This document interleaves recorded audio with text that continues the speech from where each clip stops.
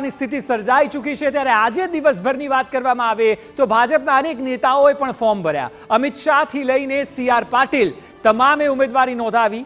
બંને નેતાઓની વાત કરીએ તો મીડિયા સાથેની વાતચીતમાં તેમણે જીતનો આશાવાદ વ્યક્ત કર્યો। ત્યારે આવો જોઈએ આ બંને સીટના એટલે કે ગાંધીનગર અને નવસારીના સમીકરણ શું છે।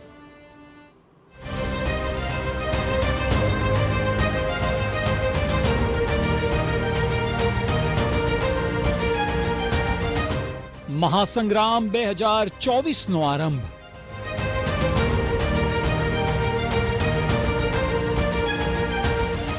ભાજપના દિગ્ગજોની ઉમેદવારી,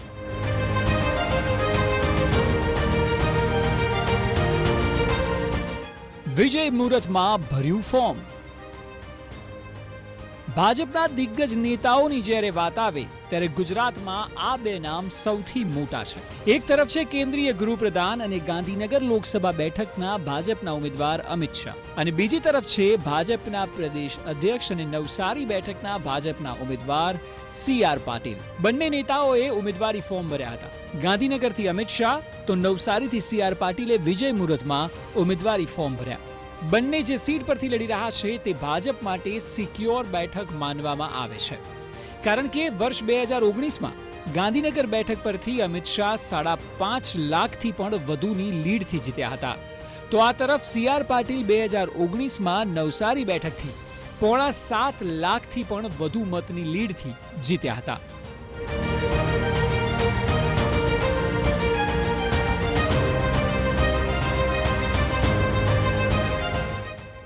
ગાંધીનગરમાં ફોર્મ ભર્યા બાદ અમિત શાહે લોકોને વોટ માટે અપીલ કરી હતી। તેમણે કહ્યું હતું કે સવારે 10:30 વાગે જ ભરપૂર મતદાન કરીને 400નો જે તેમનો ટાર્ગેટ છે તેને પૂરો કરવામાં લોકો મદદ કરે। और 400 पार का लक्ष्य जो भारतीय जनता पार्टी के कार्यकर्ताओं को मोदी जी ने दिया है, इसको सिद्ध करने में हमारी सफलता करें। हमेशा हमेशा की तरह आपके प्यार का आकांक्षी मैं अमित शाह फिर से एक बार वोट की अपील करता हूं कि आइए 10:30 बजे आप सभी एक बार मतपेटियों को कमल से भर दीजिए और मोदी जी के हाथ मजबूत करिए। તો વળી તેઓએ કહ્યું કે આ વખતની ચૂંટણી મોદીને ત્રીજી વાર PM બનાવવા માટે લડાઈ રહી છે। મોદી આટલું કામ કરી રહ્યા છે તો તેમને ફરી PM બનાવવાના છે। इस बार का चुनाव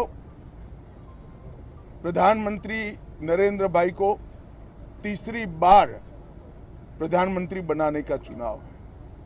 मैं गांधीनगर की जनता को अपील करना चाहता हूं कि मोदी जी ने देश को सुरक्षित किया है, देश को समृद्ध किया है और 80 करोड़ से ज्यादा गरीबों के जीवन में नए उत्साह और नई आशा को पुनर्जीवित करने का काम नरेंद्र मोदी जी ने किया।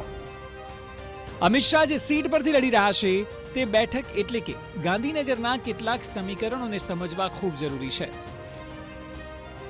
ગાંધીનગર બેઠકમાં મતદારોનું ગણિત જો જોઈએ તો અહીં કુલ મતદારો 21,50,110 છે, જેમાંથી 11,04,559 પુરુષ મતદારો છે, જ્યારે કે મહિલા મતદારોની વાત કરીએ તો 10,45,481 મહિલા મતદાર છે। अन्य मतदारों संख्या गांधीनगर बैठक पर 70 जेटली है। चूंटणी ने जीतवा माटे जातिगत समीकरणों पण खूब महत्वना थई जाय छे अने एटले जो गांधीनगर बैठकना जाति प्रमाणे मतोनी वात करवामां आवे तो गांधीनगर बैठकमां पाटीदार मतदारो 15% छे, तेमना समकक्ष क्षत्रिय मतदारो 15% छे, ठाकोर समाजना मतदारो 10% जेटला छे, ओबीसी समाज में 10% मतदारों गांधीनगर में है, मुस्लिम समुदायना 7% जेटला वोट गांधीनगरना है, 11% मतदारों दलित समाजना है, જ્યારે કે 2% मतदारों गांधीनगर में आदिवासी समुदायना है। हवे गांधीनगर बाद बात जो नवसारीनी करवामां आवे तो आज भाजपना उम्मीदवार CR पाटीले ज्यारे उम्मीदवारी फॉर्म भर्યું ત્યારે પાર્ટીના કાર્યકર્તાઓ, પાર્ટીના આગેવાનો અને નવસારી બેઠકના તમામ મતદારોનો આભાર વ્યક્ત કર્યો હતો। ભારતીય જનતા પાર્ટીના સૌ કાર્યકર્તાઓ અને આગેવાનો એમણે પણ જે સખત મહેનત કરીને મતદાતા ભાઈ બહેનો સાથે એમણે જે સંપર્ક જાળવી રાખ્યો છે એના કારણે જે ભારતીય જનતા પાર્ટીને નવસારી બેઠક પર જ્વલંત વિજય પ્રાપ્ત થાય છે એના માટે પણ હાથ જોડીને કાર્યકર્તાઓને અને આગેવાનોને મતદાતા ભાઈ બહેનો સૌને વંદન કરું છું. આ બેઠકની આંકડાકીય માહિતી પર નજર કરીએ તો વર્ષ 2019ની ભાજપના ઉમેદવાર CR પાટીલે કોંગ્રેસના ઉમેદવાર ધર્મેશ પટેલને 6,89,668 મતોથી હરાવ્યા હતા. નવસારી અગાઉ વલસાડ લોકસભા બેઠકમાં આવતી હતી. નવસારી લોકસભામાં અત્યારે કુલ 7 વિધાનસભાઓનો સમાવેશ થાય છે. આ બેઠક પર સુરત જિલ્લાની લિંબાયત, ઊંધના, મજૂરા અને 84 વિધાનસભા વિસ્તાર અને જલાલપોર, નવસારી તથા ગણદેવી કુલ મળીને 7 વિધાનસભા વિસ્તાર સાથે નવસારી લોકસભા બેઠકનું નિર્માણ કરવામાં આવ્યું છે.